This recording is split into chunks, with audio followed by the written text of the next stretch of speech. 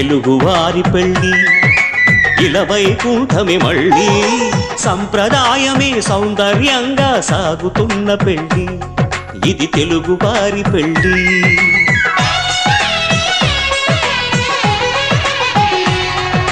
తెలుగువారి పెళ్ళి ఇలవైకుంఠమే మళ్ళీ సంప్రదాయమే సౌందర్యంగా సాగుతున్న పెళ్ళి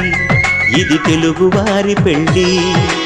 ఒకరికి ఒకరని అనుకుంటే అదే నిశ్చితార్థం